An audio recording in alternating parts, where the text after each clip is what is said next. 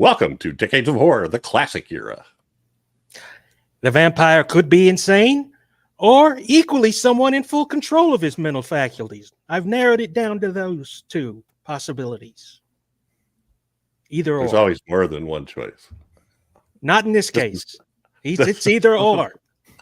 He's either dumb or smart, like most of human beings are. Except for us. This is episode 181, recorded June 30th, 2024. Gruesome Magazine.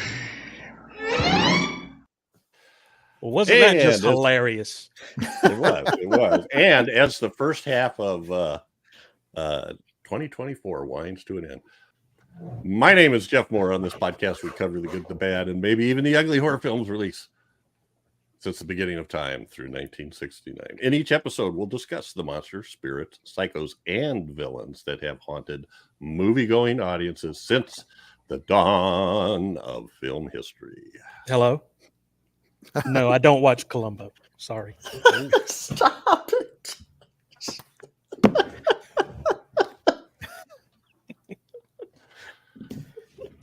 Edit that out. With me this week are my incredible co-hosts. First up is Chad Hunt, co-host of Decades of Horror, the all of them, and a film producer, director with Wreak Havoc Productions, and a comic book artist and writer, and a good buddy. How you doing, Chad?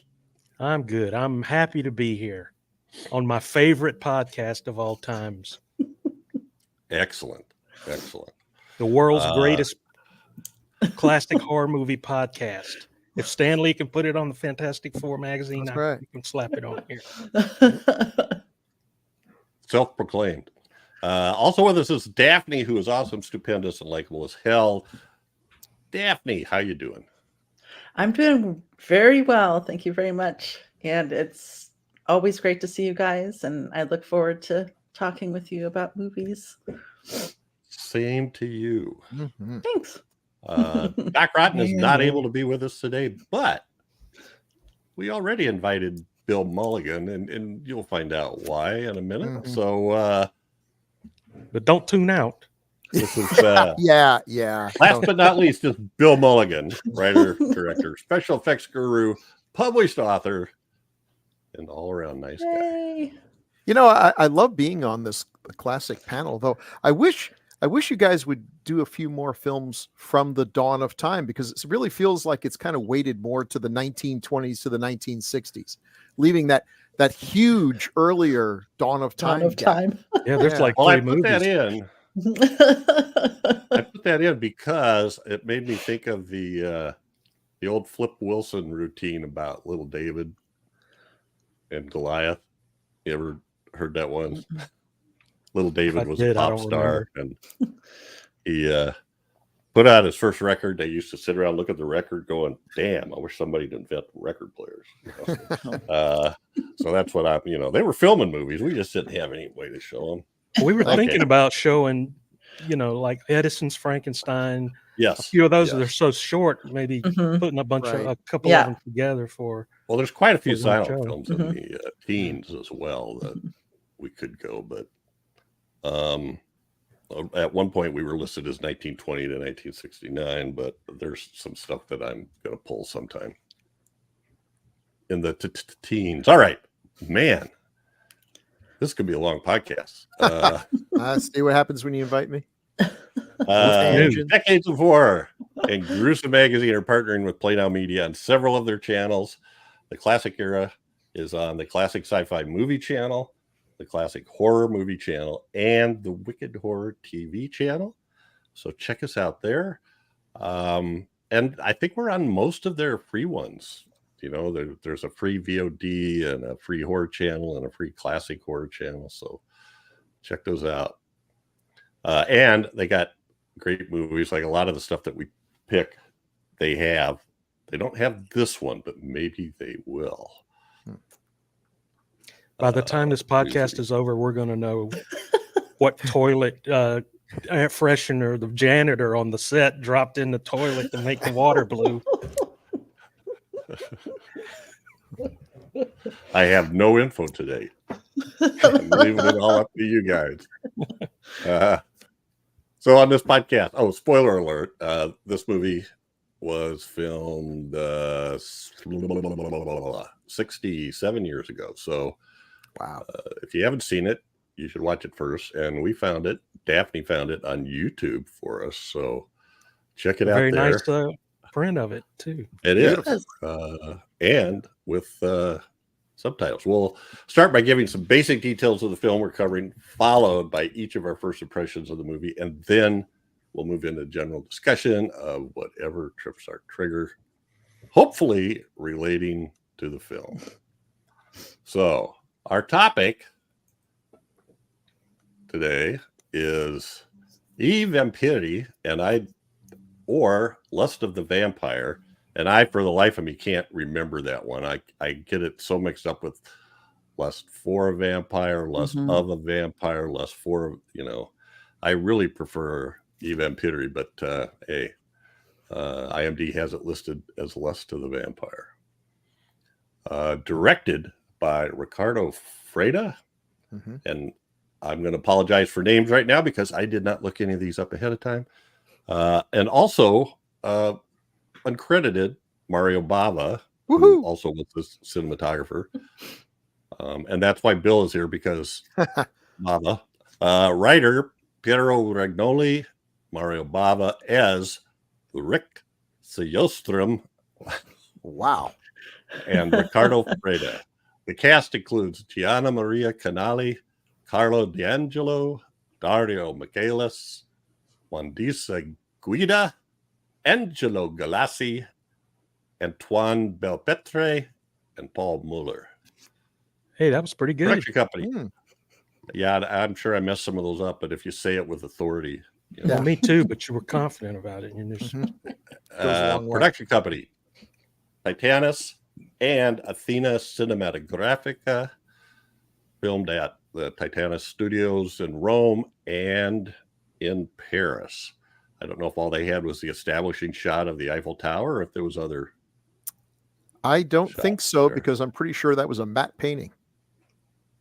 Well, there you go.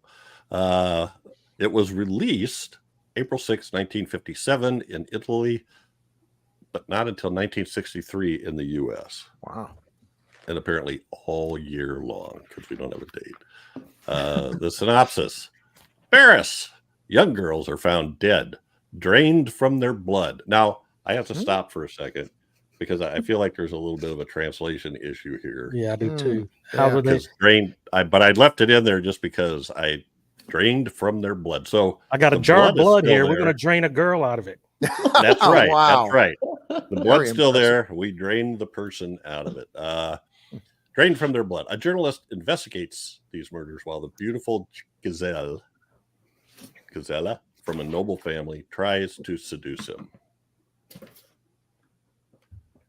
That is all true. And that picture there is the lovely Loretta. If you follow the how do I call it? If you follow the subtitles, it's like the Beatles, Sweet Loretta Martin. But on the credits on the movie, it's Laurette, Laurette. But anyway, and she is deathly afraid of something. And she's a big part of this movie. And another movie, like the second, we keep doing these movies where these 40-year-old guys are going after these college girls. Oh, Bill. What? What'd I do? All right. We'll see. Oh, you're still there. Am I frozen again? Yeah. Oh. Yes. Oh, no. Oh, well. It's a perennial Again, freeze. at least it's not a stupid look like it often is. Like the last 3 times it happened. I look like at this point I just look like Chad said something foolish, and we have a great piece of feedback about that, dude, so. Oh, good, perfect. All right, so this was Daphne's pick, and so Daphne, had you seen this before? What made you pick this, and what did you think of it? I hadn't seen it before. I think I was looking for some older movies for us to talk about, and saw that Mario Bava was did part of the directing, and I really liked the older Italian horror movies that we've done. And so I just thought, let's do it. I found it and I said, let's do it. My first impression was that I really liked it. And I was really blown away with the aging, the transitions, whether it's makeup or the camera work or both. Of course, the cinematography, the story I thought was really interesting. The atmosphere, and I thought it was really good. I enjoyed it. Yeah. Okay. I did too. Let's go with Mr. Chad Hunt next. This is my first time seeing it, and I really liked it a lot. I really did. The one thing that I liked the story and everything, but what was really like making my eyes pop out was that they didn't let the use of this CinemaScope go to waste. That aspect, where usually everybody would be crammed up in one little square screen, they spaced the characters out more so you could see them in widescreen. And the sets, which were gorgeous, by the way, and huge, you got a sense of how epic everything was, and how in Gothic, and it just showed off everything. Some of the boom shots that just swung around and closed in from that wide angle were just amazingly done, and I was really impressed by that a lot. I liked the story. I thought it was a kind of a different take on the vampire lore or whatever. I was upset that there wasn't really a vampire, but no, it was disappointing. But I really did like this movie a lot. The characters were great. The makeup, the young to old makeup was seamless.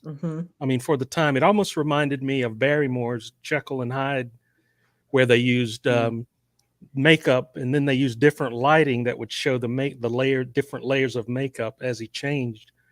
That kind of it was just a seamless transition, and I thought it was amazing. So, and it's I don't know how much of this Bava ended up directing or whatever, but it does have that, and this was Italy's, I think, their first horror film that went international, I think. And I thought it was a pretty good horror film for that. Just it had all the tropes, the old castles and the secret passageways and all that kind of stuff. It was really cool, a cool movie. So I liked it a lot. All right, appreciate that. And Bill, you said something the other day about getting invited because otherwise you do pouty mouth. Just so people know, Bill never said a word to me about it. It was listeners, and Doc.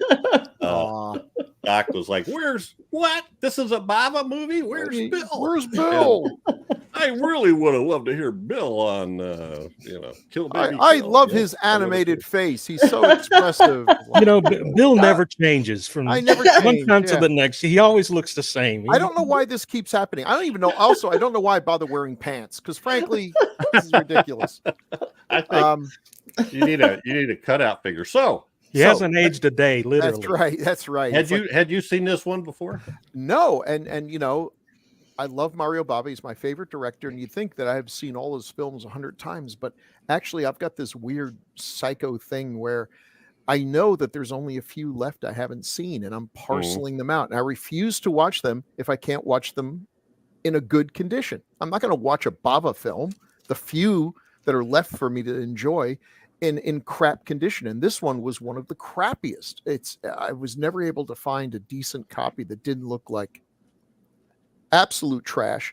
I could see enough of it to see that I would enjoy it if it looked good, so I just kept waiting. So thank you, Daphne, for finding such a beautiful copy. It's razor sharp. And to what Chad was saying, that's exactly how they did that effect. We believe it was created by a cinematographer named Carl Struess, who also he did Dr. Jekyll, and the first time he did it was in the 1925 silent version of Ben-Hur.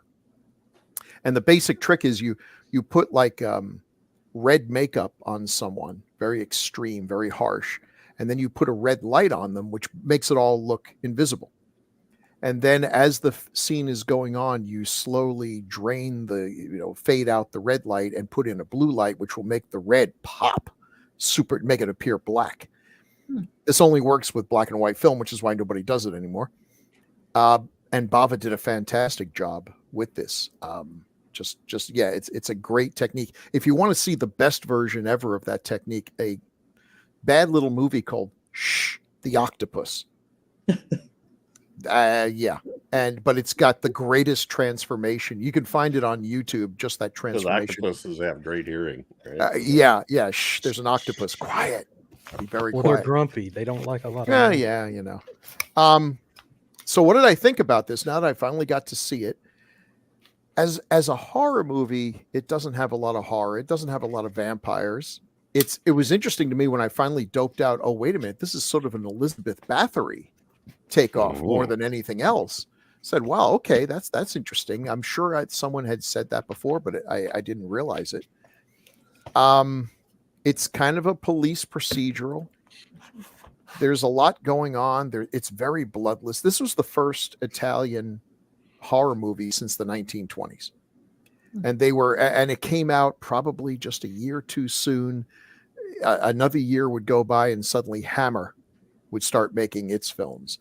And Franju would make Eyes Without a Face, ramping up what we could see. So this is very mild.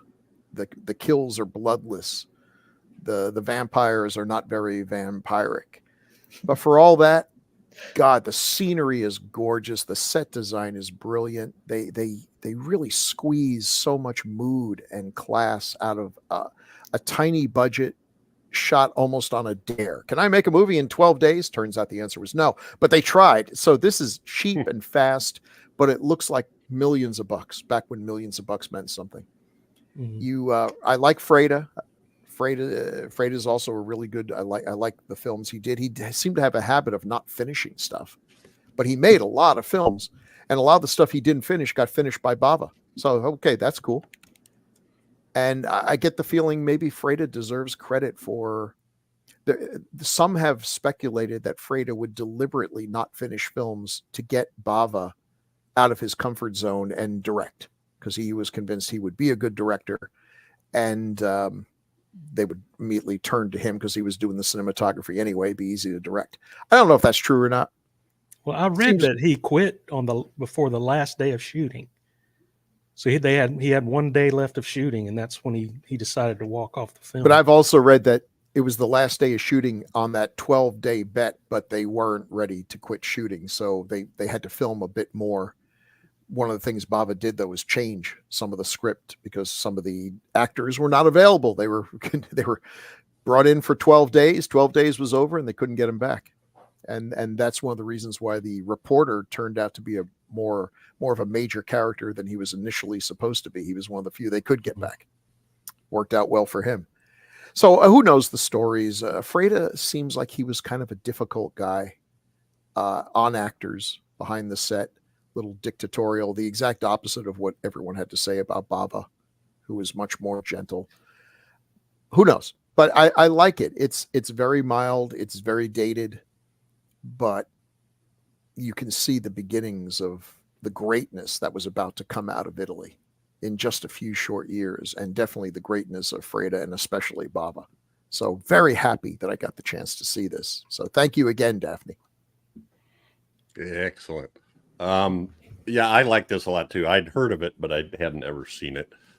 Probably for the same reason. A few times that I tried to look it up, there wasn't an obvious one available. So there is a good one currently on YouTube. This is kind of a weird movie in that when you look it up, it is one of those things where the translations of the title, or actually the American title, comes up more prominently. And I wish it didn't, really. Lust of the Vampire, and my brain just can't get a handle around that. But I love the cinematography, and for the most part, I love the music. It seemed like it was a little overly present, maybe, but I liked it a lot. It added to it, and I thought the acting was good too. I mean, geez, to do what they did in that quickly with that, they obviously didn't have time to reshoot scenes very often, so it comes out looking pretty good. And as everybody else said, the makeup, but the cinematography is what I loved. There's just so many great shots here, and lots of shadow, lots of light and dark, lots of gothic type stuff. So anyway, I'll stop there because I'm sure we've got plenty to talk about here. But now it's time for taglines with Chad. So handsome. I swear. Okay. Love that shirt.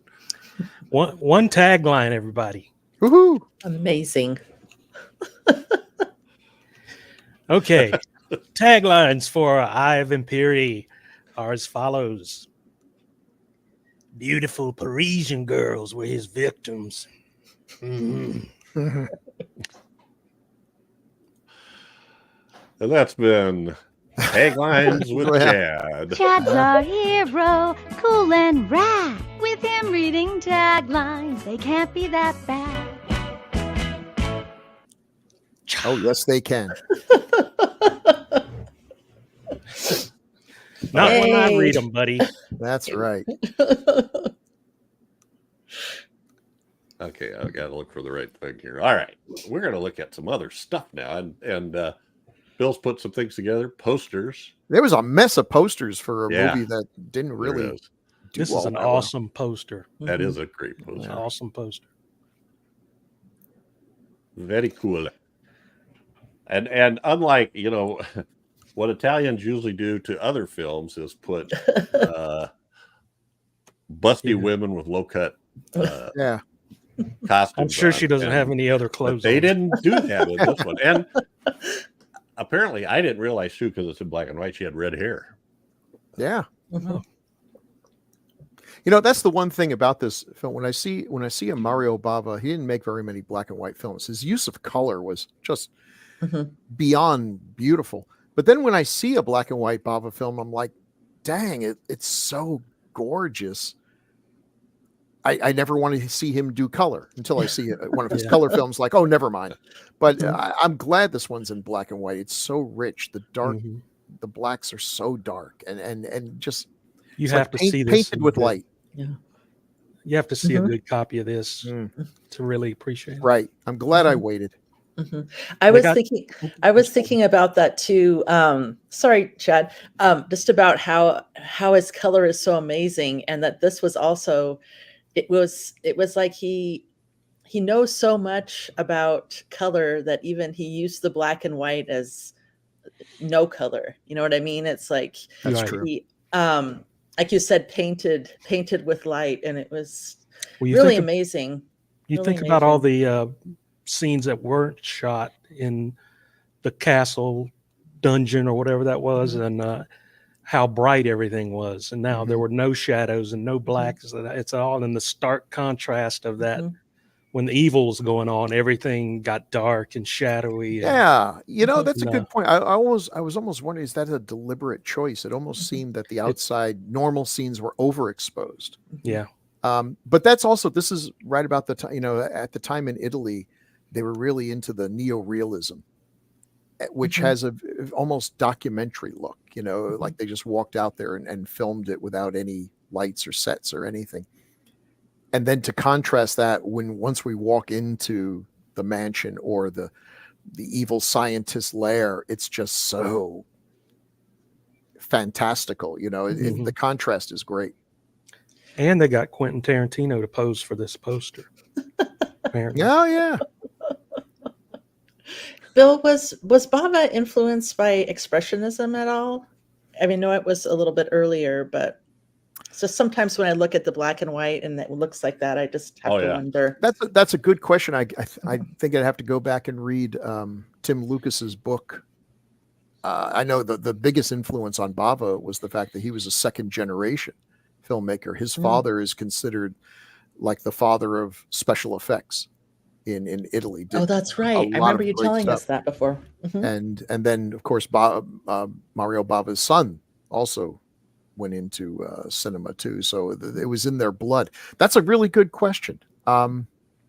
You know, if you grew up in Italy, the feeling I get as an American looking at Italy is it just feels like you're just surrounded by beautiful architecture and a history, the Renaissance, a history of great painters and artists and everything. It would almost be hard not to be influenced by it. Yeah. A good question. You gave me something to think about. I'll check that out. Well, here's another I This Vampiri. this is I love this one. know. It's I do so too. crazy. It's Not only so- is there no vampires, there's no bats. But There's no other bats. than those, Yeah. you'd think there was. Well, I think big there one. was one bat. I think when Oh, was she there? was, I I might think have missed when was it Jeanette? What was I'm Loretta? sorry, Loretta? Yeah, I think that there was a vampire hanging in that little attic Yeah, area she- she was yeah. in, and I thought, what's that? What's going on there? He was a big one too. Yeah. Those are good posters. And, Yeah. these are all Too. good. Yeah. Les There's Quentin Vampires. again. I'm guessing this is So- French. Yes, and actually the translation of the Italian is I Vampiri is the vampires. It's how it's translated. So, you know, Just want to say I was this days old before I discovered it was not I Vampiri, but I Vampiri. is it I? Did anybody No, try? no. I'm almost sure you're right. Yeah, That I makes think way you're. more I sense. think that's true. Yeah, I thought it was I Vampiri. I'm gonna look it up because that's the one thing I wanted to make sure I was getting right. Although I not as far as I know, no Italians have ever chastised us about it. Yeah, well, they're pretty mellow. And if no one's ever used the title I Vampire, somebody should get on that because that's a great title. It did I Zombie. With today's youth, it would be called IB Vampiri. I'd be Vampiri. Etsy. It's a vampire That's it, just yeah. taking selfies that never show up anything. Yeah, I Vampiri. Okay. here I am not showing up in this picture by the Grand Canyon. Oh, you guys. I love this though. This is a very colorful poster. Yeah. Yeah, very almost, like the Hildebrands. It just lots of primary colors just pops out at you. And it has a lot of the other characters in it. And, Yeah, look how Ooh, this green one- that guy looks. Mhm. And then the German, much darker, not so yeah. colorful. The Vampire von Notre Dame. And What? that cathedral was not Notre Dame, right? No, So I no. don't know. The Vampire of Notre Dame. We're lucky it wasn't Frankenstein. Yeah. Frankenstein goes to Notre Dame. But same, they're going for that leering guy on the top and a woman in distress in the bottom is kind of the standard. He's trying to play that spider web like it's a heart. harp or or Yeah. something. Ding ding. Is that an A? Does that sound like an A to you? Oh shoot, there's a tagline I missed. Oh, That's something that is not the same as the one that you read. All right. And Lust of the Vampire. And another Le Vampire. We have the one with the hand going up every time. so I'm thinking this guy, especially that top one, it looks to me like they're trying to do a Lugosi riff. I don't know what it is. I can't And even we got- tell if it's supposed to be We a got guy the or two a woman, smiling to be honest. skulls in the corner. I always like the little details, Yeah. Yeah. There was a lot of skulls in the castle. I really love that with the cross, Oh, there was. with the bones and stuff. Yeah, it was great. Yeah, the top of the coffin. Yeah, I want Have- skulls lined up all around my coffin when they finally put me to rest. I know. Just I think skulls that guy everywhere. looks kind of like Salvador Dali, doesn't he? wow, he's not that crazy, but Okay. and it's deceptive too Um, because the only vampire who's really lustful is Miss Connelly, who, geez, You need to hose Yeah. her down. She is hitting on this guy who is just blowing her off. It's like, oh, heck with you. I'm a poor reporter. I don't Right. care if some beautiful rich heiress is hitting on me. Okay. He's got Rated standards. X. And lastly, in the U.S., The Devil's Commandment, Wow. which threw me for a minute. I was thinking there's that Karloff movie from the 40s called The Devil's Command, directed by Edward Dmytryk. But These taglines here Yeah. give away the whole plot of the film. The mad scientists who kill for fun. well, somebody's not doing their job. Well, there weren't any real vampires, so I guess it's okay. Yeah. There weren't any devils either, and no commanding going on. Scientists killed for fun. Beautiful girls. That's all there was. We got that one. Mad scientists who killed for fun. I didn't see that. No. I don't know about you guys, but Did you see the look on that last girl's face when I stabbed her? with that needle? Hilarious. Yeah. Tell me you got that on film. all right. They haven't made cell phones yet, Doc. So, Freda, this was his idea. He pitched this. Yep. I bet I could do a movie in 12 days. So he's the one sitting down, right? He's the one sitting down, and the guy to his right is Bava. Okay. And obviously a pose shot. And the guys with their hands in their pockets around him are probably the ones who put up the money. One is like, can you really do this in 12 days? No problem. Either that or they're city workers, road workers who stand around the manhole cover while one guy goes in. And there's 7 of them standing around the hole looking into. Takes an army to make a film. It does. It does. So Bava looks an awful lot like Tesla here in the picture. Well, again, I was like, appropriate. all right. So I know Kaltiki, the Immortal Monster, is another one that Bava finished, right? Yeah. For Freda. Yeah. And then the Horrible Dr. Hitchcock is probably the one that he's most well known for because the premise is just so yikes. And then The Ghost is sort of its semi-sequel. I think they both have Barbara Steele. At least I know Horrible Dr. Hitchcock does. I keep And thinking it's about pretty watching that one, but I keep putting it off because just that misspelling of Hitchcock just irritates me. Well, it's about a murderous necrophile. His name's the least of his problems. Okay. The candle of his lust burnt brightest in the shadow of the grave. If you know what we mean. Ew. Well, Yeah. At least somebody put some thought behind that. Perfect. And Kind of a murder candle. obsession. Tell me he has sex with corpses without really telling me he has sex with corpses. Well, yeah. Candle of his lust burnt brightest. Jeez. All right. And I Murder gotta- Obsession is like one of the last things he did. But he did a lot of films. I mean, I'd have to IMDb him right now to figure it out. But he was all over the place. Whereas Bava did westerns and Bava did some peplum and other things. But he fairly consistently stayed with horror and other fantastic kinds of films. Freda was all over the place. I don't think he had any particular great love for any genre. I think he really liked doing large costume dramas and things. But so he doesn't have quite the reputation that Bava does, which is what happens when you make scores of movies instead of just, dozens. But he's good. He's very good. He's got 47 credits as director and 44 credits as a writer.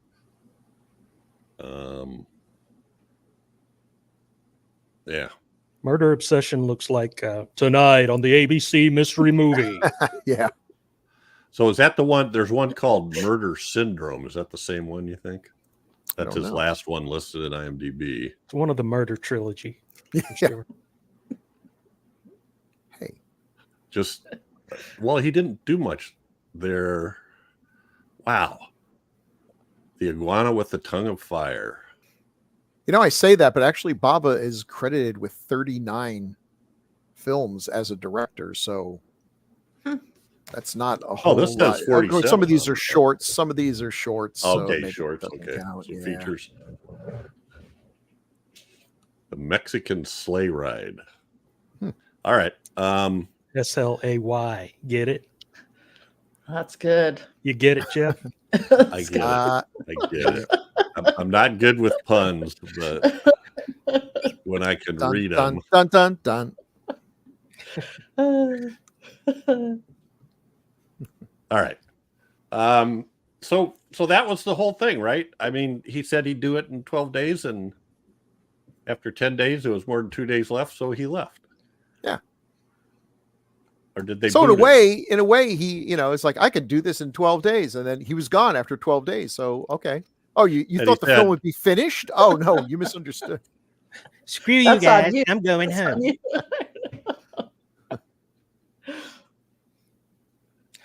Yeah, and Bava and Piero Regnoli rewrote the script, and it looks like they made pretty drastic changes. So I don't know how they did that.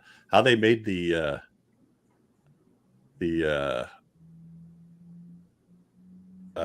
journalist a key character as opposed to just a supporting character. Well, he probably wasn't in the beginning, but I think when they tried to, I was reading about it when they did all the rewrites, they made him more of a main Well, right, character. but that'd be tough to do when you got like 80% of the film already done.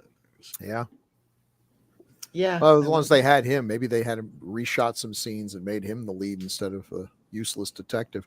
There were a lot of changes. Some of them were, I'm sort of sorry we missed. Apparently the drug addict, the goon, was supposed to actually be kind of a zombie. Yes. With a reattached head. With a reattached head. Yeah. Well, that's kind of neat. Oh, instead we'll just make him a simple addict. Right. But getting rid of that whole plot line, probably eliminated the need for a guillotine set and a whole lot of other expenses. Yeah. That would have anyway. yeah. So, and her name is Gianna Maria Canali. Canali. Yeah, she was. I mean, the one guy's like holding a picture up there and goes, "The most beautiful woman in Paris," and nobody argued with him. Nope. She is that. She is fetching, and she really rocks that short haircut. Yeah. Okay, so here's the spoiler. Well, let's wait here. So in the top, that's her. And in the middle shot is making use of CinemaScope, right? We've got her on the right-hand side with a bunch of other stuff in the middle. And I believe that's the journalist, played by Dario Michaelis, and the inspector, played by Carlo D'Angelo. Mm-hmm. You don't know where to at look. that It's shot. so beautiful. I find myself looking at the chair. I'm usually not this into set decoration, but everything about this is gorgeous. Every shot was composed almost perfectly. To me. The hearth back there, I mean, that's a part of the story, and it's center there. Yeah. That's how people really stand when they're having conversations like that. They're not like right upon each other. It just gave it a more natural feel, and I don't know. That's just, I felt like every shot like that was just composed wonderfully. It's really well done too, because she's smaller than they are. They're figures of authority, and yet you feel just from that shot she's commanding. Oh yeah, she's the one with the power here. But now, if I understand correctly, I believe she was Freda's lady friend at the time. That's what I read. This is their last film together, perhaps. Yeah, I read that in my research, but only a little bit. That they had done other films together. Yeah, I don't know what else did she do. She's got like 49 credits that end in 1964.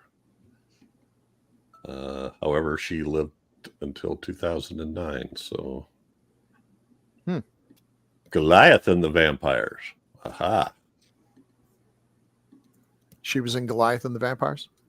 Yes. The Secret of Monte Cristo, The Conqueror of the Orient, Colossus and the Amazon Queen, The Queen of the Pirates, The Night They Killed Rasputin.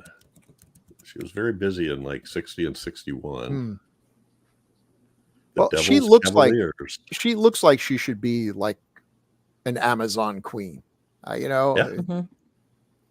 She was good, especially when she really had to emote as the aged version, as the Duchess, I should say. I'll bet anything in the Rasputin movie, she was the Tsarina. Yeah. And she makes a good hag. I get the contrast is brutal. Yeah. So at the beginning of the movie, so at what point did you guys figure it out, or did you just know it right away? My default That she thing and is, Gisele, that the Duchess and Gisele are the same person. if you've got two main characters who never appear in the same scene, I just assume they're the same person. Yeah. Especially if one's wearing a veil all the time. If they're twins, there's absolutely no doubt. But now, if one's really old and the other's really young, then one of them has to be a vampire. But when the name of the movie is I Vampiri, okay, well, yeah. When she came in as the old lady and moved that giant stone. What was that? I thought she touched something that actuated it. It's like she moved something. Not even that, but when she had the veil on and she looked old underneath, that's when I figured it's her. And I don't know if this was early or middle of the movie, but when they started talking about how the old lady had a hots for his grandfather or dad or something, and now the young one does, and he looks just like his dad. Okay, yeah, wow. And her bedroom has like a giant portrait of his dad. Awkward. That looks exactly like him. I liked him. Nice. It is nice old age makeup on her hands too. Yeah. Yeah. But the journalist says, my dad hated her and she ruined my mother's life. Yeah. If I can't have him, nobody will.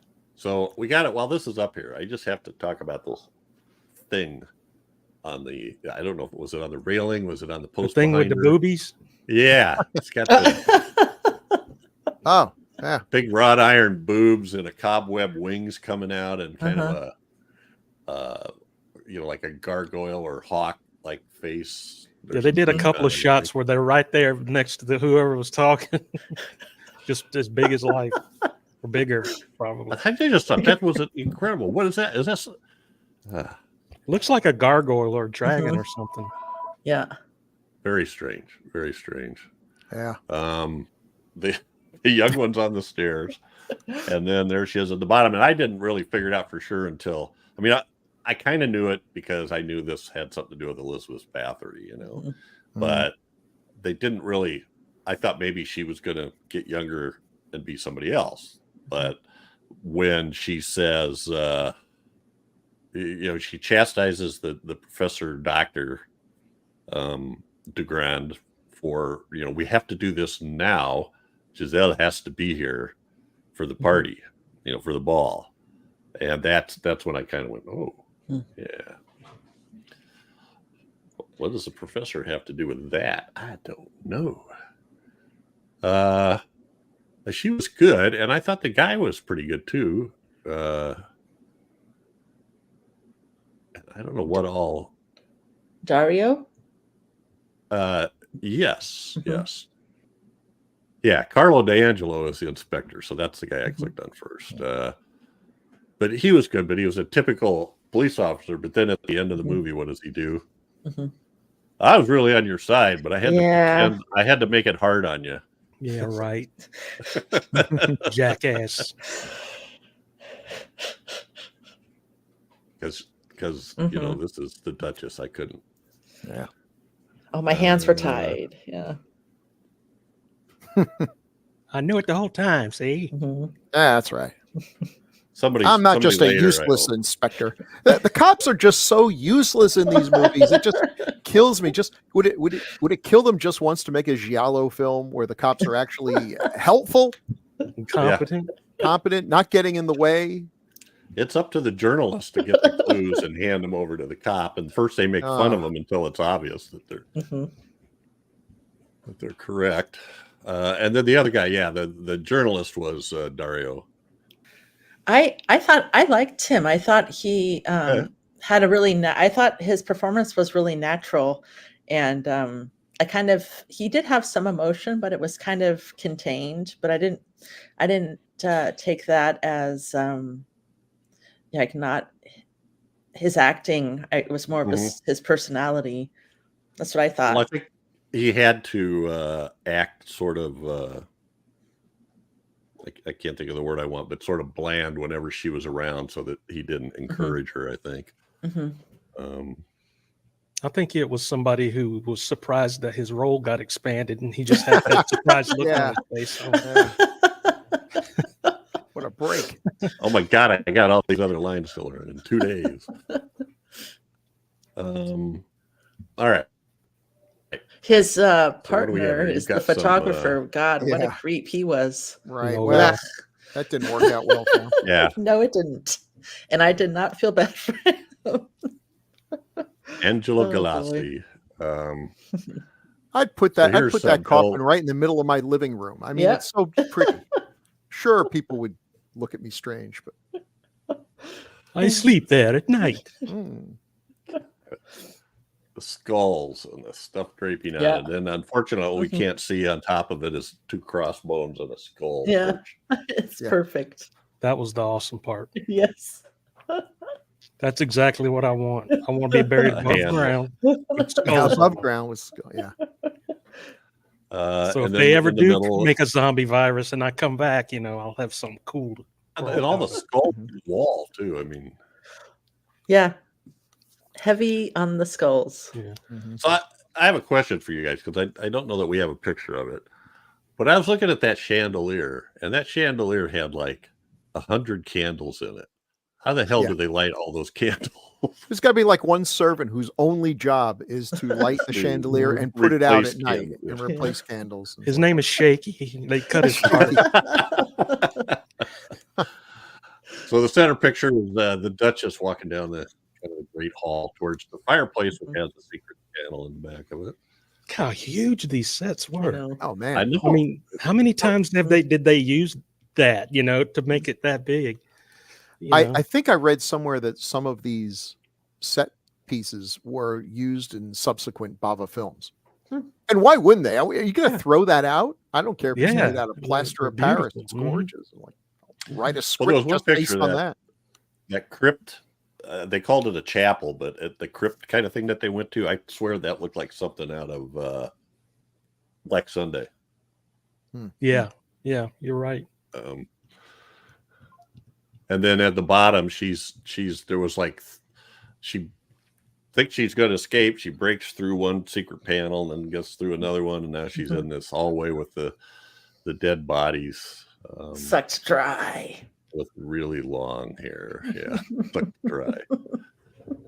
And straw, because we need straw there for the rats. Soak up all the hides fluids. the smell. Yeah. Any bodily fluids that come out a great, absolutely up. Great sets and great cinematography. And then I think, Bill, you had a sequence of the transformation. Yeah, so good. Yeah, it's a good job. Look how even her so good changed. That's so cool. So good. So even in a black and white film, he was able to use his mastery of color to achieve a pretty good effect there. And imagine what people in 1957 were thinking. Now, if you saw something like that, you'd be like, yeah, CGI, whatever. Right. It was so seamless. I was just like watching it as close as I possibly could, because I was just no cutaways. Like, oh my gosh, this is so good. This is so good. What's happening right now? I've heard you describe that before, Bill, with the colored filters or colored makeup and filters, but it's so impressive on this one. There is it's seamless. There's no what do you call it in the there's no cutaways. It just well, in the Wolfman transformations, there's dissolves. always they do dissolve from one to another. And of course, the other problem with doing this is you have to be careful not to give it away by having the lighting of the background change too much while it's happening. Yeah, I Mm. was looking at that, and I Mm. did not notice much change Mhm. at all that I could tell. And I was amazed with how quickly the change happened, but it Mm. was also very subtle. It wasn't like drastic change from one little bit to another, but you slowly saw these things happen, and from the top to the bottom cell there. And it was just, it seemed so natural and seamless. I loved her teeth too. Mhm. I watched that a little bit, how I just felt like you could see them, you know, decay down to little points. Yeah. Wow, yeah. That's what she gets. The blood, we've had 4 so far, right? And I like how they associated it with getting emotional. Like if she would start getting upset, she would change. Well, you And know then, how women are. yeah, you know how emotional they are. But then she had to, I was really impressed with her holding it together when the police guy came and the journalist, and she was just taking yeah. control. And it wasn't until a little bit later that she started changing. So I caught myself watching. This is one of those movies that, because there's subtitles and it's fairly dialogue intense, and so I'm reading the subtitles a lot. So I had to watch it a second time just to really look at the scenes and get all that was being shown. And these are just shots that hit me. At the opening where we find a drowned body, and as the guy pulls her in, that struck me as being really realistic too. Mhm. You know, like you talked about the dialogue scenes. Mhm. Yeah, it Yeah. reminded me of, I don't remember what I can't remember what the other movie was, but I felt like you really felt the weight of the dead body Yeah. when they're Yeah. pulling her out. Just and it's little things like that that I feel like get you without you even knowing it. But yeah, this is the top one that was really, really beautiful. The change in color and between what she's wearing and the water and everything. Yeah, it was very stark Mhm. compared to, like, some of these other scenes. There's so much stuff. Mhm.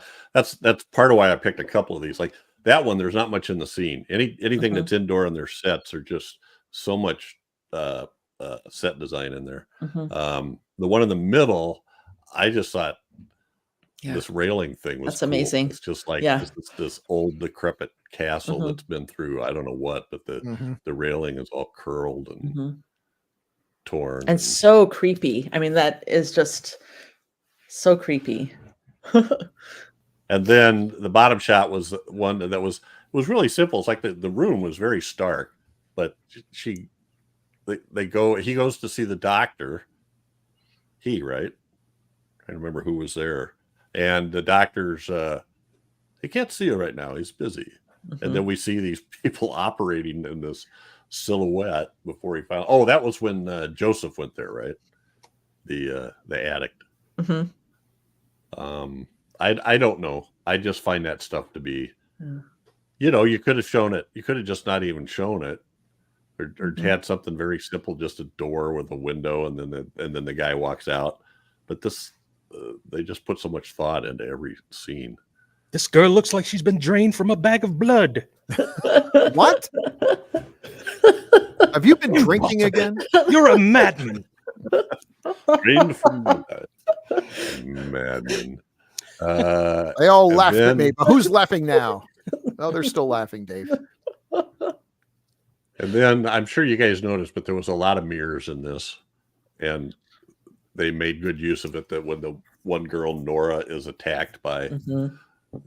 I thought it was Joseph, and then when we see the Duchess looking in the mirror, it just was Mhm.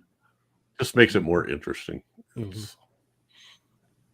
Now the next one is I just had that up there to give the doctor some screen time.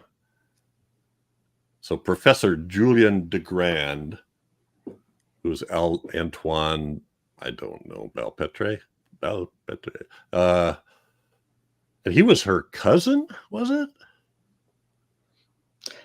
They had some sort of relationship. Yeah, I was trying to remember that too. What their biological relationship was, if anything, but that he loved her, but she thought of He's her too him old as a for her. brother. Yeah, still. And his henchman, which I Mhm. think is Renato Tontini, because he's the assistant. Now we gotta mention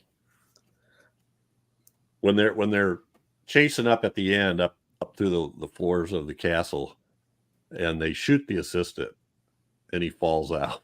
Yeah. That was great. Yeah. His leg flopped. Splat. And they just step over him like, wipe your feet on him before you come up the stairs. You'll get the floor dirty. I always like in these old movies when people get shot, there's two things you can be. You can be unshot and alive, or shot and dead. That's it. Yeah. And who knows if he was shot dead or not? He could have been, Could have just Well, fell through and the fall broke killed his him. neck.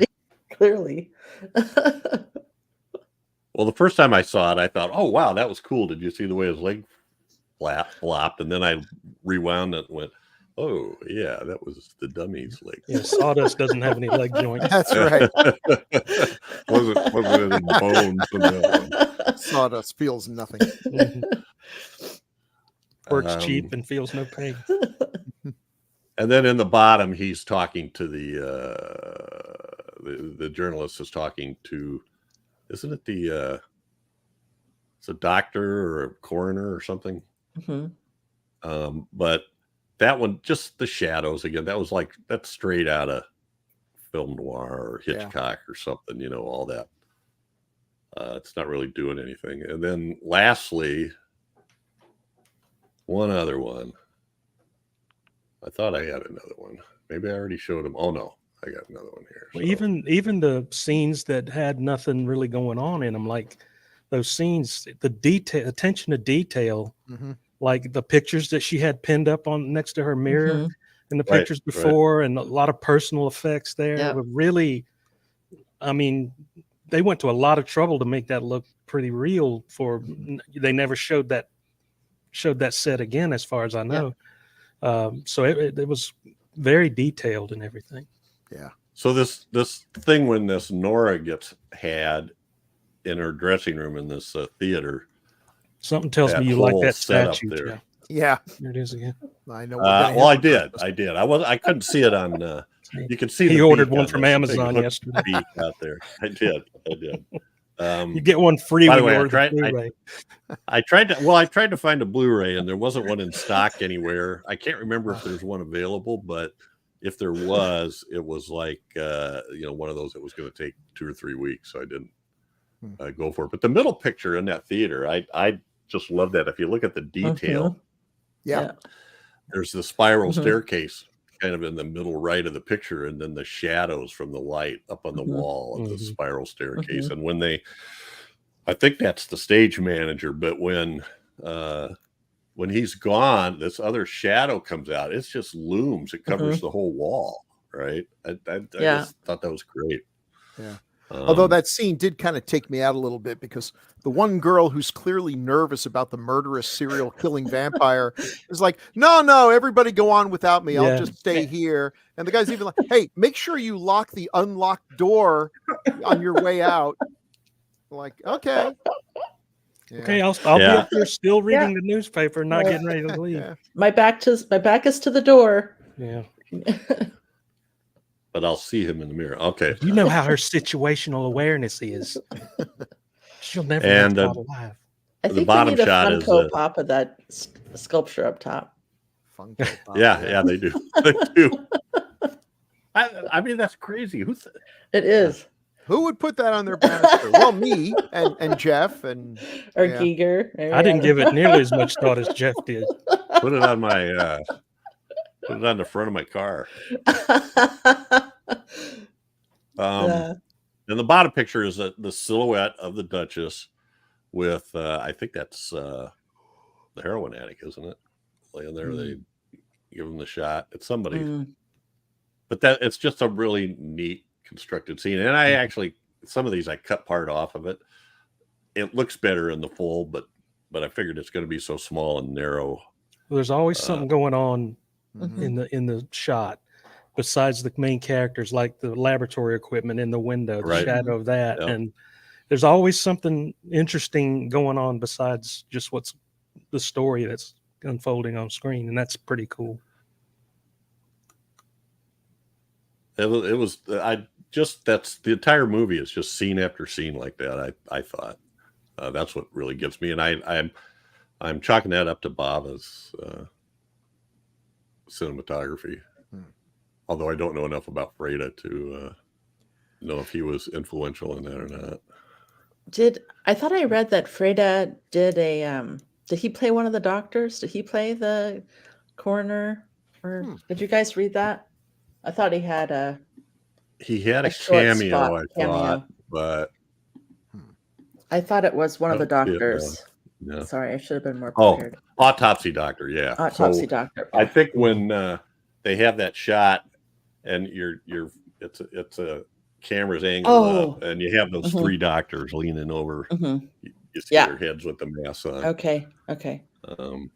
With their noses. And I'm assuming the credits say Al Lewis was in here in scenes that were shot extra for the American release. Oh God, I would love to see those. I don't believe he was in here. I don't know. Apparently there was Herman, this statue has boobies. It's like funny. Grandmama. What were you going to say, Bill? No, there was some extensive scenes just stuck in there for the Devil's Commandment, and I'm not sure where they came from or who shot them. I loved it. Great pick, Daphne. Yeah. Yep. Yay, Daphne. I did have to look that word up. There was that one time where the journalist is like, he's almost got like a case, like a crime wall on the thing, and he's got stuff posted up there, and then he writes this word across there. I had to look that up. That was addict in Italian. Oh. Addict. Toscanini or something. I know that's not it, but shame. Wait, I thought that was like a pasta dish or something. Yeah, that's what I was thinking. I was like, what is that? That doesn't sound bad. Although that would be fair if it was a rigatoni addict. Yeah. It's like, well, you know me so well, my waiter friend. Bring me another plate. Final comments on this?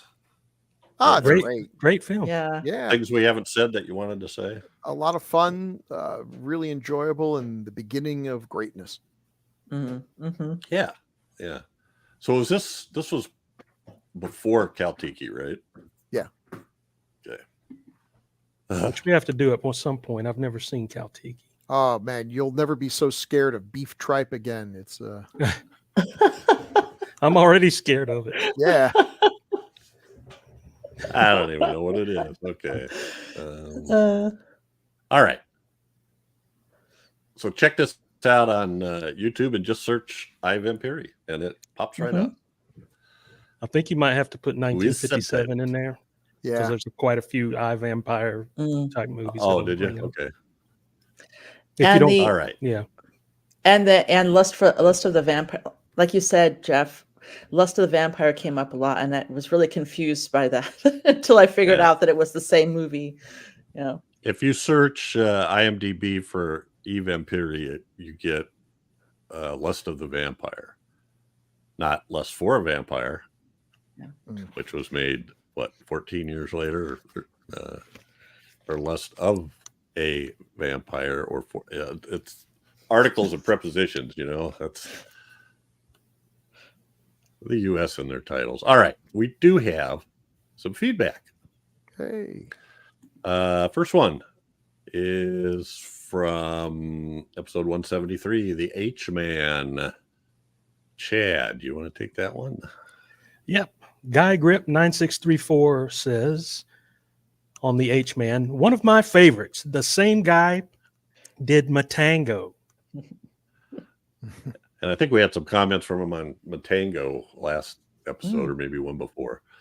That's not your yes. Matango. That's my Ishiro Honda did these. Mm-hmm. All right. And then we've got 2 or 3 on The Lost Continent, episode 180, which just went live yesterday. First one's Mikey Z. Daphne, you want to take that one? Sure. Mikey Z says, while the panel, including Richard Clemenson and Bill Mulligan, agree on the entertainment value of this late 60s hammer, it's a good thing I wasn't on the panel. I find this to be the most batshit craziest of the hammer horrors, and that includes the 7 golden vampires. That's It's not pretty- entertaining? Is that Pretty wacky. But yeah, that's what I loved about it, Mikey. The various subplots seem to me to come out of nowhere. Here are just a few. A multi-million-dollar embezzler escaping a troubled lifestyle. A ship full of materials that explode when it contacts water. Living seaweed that is sentient and wants to kill.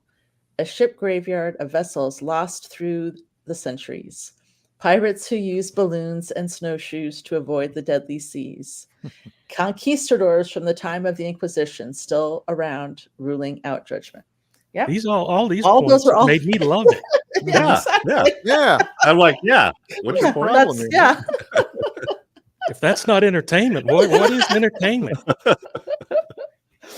And I didn't mention the oversexed nymph that has to act on her urges with all she encounters, nor the various times the crew encounters the various creatures of this lost continent. Again, what's the problem? We're having a rebuttal, like you see. Like Doc, I saw this originally in the mid to late 70s on a Saturday afternoon showing on a local NYC station, WOR Channel 9, I think. Mhm. I remember liking it then, but I was an early teen, and what did I know then? But then again, what do I really know now, for that matter? That's what I was going to say. Nice to see Dick and Bill join the classics for this film, along with Doc, Jeff, Daphne, and Chad. I agree with Jeff, who mentions that the film is reminiscent of a Corman-like 50s effort. Yeah. I think I'll pull a Chad and watch the like-named 50s film with Ward Cleaver and the Joker instead. Oh, and John Hoyt, Sid Melton, and Aquanetta as well. A much more coherent plot, not plausible, but coherent. Perhaps a later episode for the classics. Yeah. I started to watch that one about 5 minutes into it. Oh. I was like, no. The other Coherence is Lost overrated. Continent. And he didn't even It's he a didn't giant even mention crab, he didn't even mention the parallel plot lines that were right out of Columbo episodes. Yep. Columbo's No, the that- greatest. That wasn't The there. best. That wasn't there. Sorry. And Bill, Hey, one from Jose. on you The know, if Lost some of Continent. these Giallo films had Columbo as an inspector, they'd be a lot shorter because he'd all he solve. needed was gloves. I mean, Yeah. If the inspector was Columbo and the reporter was Kolchak, this would be like a 5-minute movie. Yes. But I would want it to be so much longer. Yeah. All right. Jose Luis Herrera says, this film. It's totally off its head, bonkers, weird, and almost hallucinatory in parts, and features some interesting inflatables. I see what you did there. I Nice. first saw this when I was a kid on TV in the 70s. The aggressive sargassum weed made me afraid of weeds in lakes and ponds, and that bizarre seaweed mouth in the hold of the galleon. Whoa. When I got older, I had the DVD and now the Blu-ray, and really there's nothing else quite like this film. Mm-mm. Yeah. Very true. Yep. I think That we is- agreed that seaweed mouth was a mollusk they were talking about, right? Sure. we Uh-oh. don't know. We don't know. I Yeah, like to you're- think of you're- it as a mollusk. You're assuming taglines have some basis in fact. Right. Yeah, you got to make these connections. All right. Well, And that's the last point. but not least, from Dallas Nostromo, Chad. The English dubbing for this podcast isn't very good. Bill's lips don't even move. True. Everybody look at Bill right now. I'm gonna practice. Magic is fun. You're dead. I'm gonna try to talk while drinking some. I almost choked. Never mind. I'm not good at this. Oh my god! I don't know. I wonder if something changed in our the software that we use because No, I'm guessing it's the 15,000 windows that I have open on my computer at any moment. why you have all those windows open. Well, I need to. Never He's a mind. That's a bachelor, man. rhetorical question. It He's doesn't a happen on teacher. the 80s, does it? Yeah. Yeah, it happens. Oh, it I does. think Oh, it did okay. last time. I think it think did it Might might the have. 70s. It's done it on all the DOH now. Okay, so next Wednesday I'm going to close all my windows except for the one, and we'll see if it makes a difference. And I'm going to bet it does. The first window is a video of a caveman making dinosaur eggs for breakfast. It's been open so long. Yeah, well, wow. And then there's he's got to have the Ray Harryhausen resource. I could probably close my MySpace window at this point. Nobody goes to it anymore. All right. Thanks so much, everybody, for the comments. Dallas, Jose, Mikey, and Guy Grip. It's becoming a regular commenter. Appreciate that. Yay! Very nice. Thank you guys. Yeah. Absolutely. So please, we love comments. You can leave comments on the Gruesome Magazine YouTube channel, or you can send email to feedback@gruesomemagazine.com. We get them. We also have a Patreon program where for just a few bucks a month, you can get the DOH. Like, for instance, this podcast we're recording on June 30th should be available to Patreon members on July 1st, but it won't go public until July 13th. So that's the way that works. And also on Decades of Horror of the 1970s, we are doing an episode by episode podcast of Kolchak, the Night Stalker, which you may have wondered why we keep mentioning Kolchak on the Classic Era. But, and that's for Patreon members only. It's been a blast doing it too. Oh, it is. It's It been is. fun, yeah. We're up to what, episode 5 now? or Episode 6? 5 should come out shortly. I don't know exactly what schedule Doc's worked out. And we're recording 6 this week. But there's Firefall. a little bit of like Firefall, yeah. All right. So do that. Yeah, do it. Be a Patreon member. Oh, Yeah. there's no point in saying this because it'll be too late by the time you get it. So I'll not say it. God, Jeff, you're such an idiot. I was going to tell everybody about the Kino Don't everybody Loader sale don't where they could everybody get can the predict them at one time. could man. get the Kolchak the Night Stalker Blu-rays for $40 Woohoo. When's it over? Just out of curiosity. tomorrow. It's over tomorrow. Oh. So, The but series. they'll or the have one movie? again in a month or two. You know, Lober sale. Yeah. Is All it right. The series or the movies? The series Kolchak. The movies are not called Kolchak. Well, they're called Jokie. All right. That's it for this Oh my episode. gosh. But every 2 weeks, we'll be focusing on a specific film released between 1920 and 1969 or the beginning of time in 1969. Next up is one chosen by Chad. What are we watching next episode? Chad? What was it again? The Good. Gorilla. Gorilla. What's it about? A gorilla from 1939. It's on Tubi. Starring the Ritz Brothers. Whoever they are. Oh, God. The father We're of the gonna find out. cracker. It's Wackety Mad schmackety Cap. doo. Eskimo. Dollar Yeah, Tree. oh, they Dollar are. Tree Three Stooges. I think Yeah, so. fair enough. Yeah. I think so. We've never seen a gorilla in a feature with comedians before. It's got Bela Lugosi in it too. Not Abbott Oh. Costello, not the Three Stooges. Anyway, Just get Yes, ready we for have. some highbrow, sophisticated comedy, kind of like a Noel Coward sort of thing going on here. And commentary that's going to blow your mind and shock you. Yep. all right. thanks, Chad, Bill, and Daphne. I love this time that we have together. Yes. So do Oh, I. I'm so glad we had this time together. I'm so glad we had this time. Let me pull my earlobe. Yeah. All right. Oh, And mop the thanks floor. also to our Grue believers, our listeners and viewers. Yep. Say goodnight, everybody. Good night, everybody. Good night, everybody.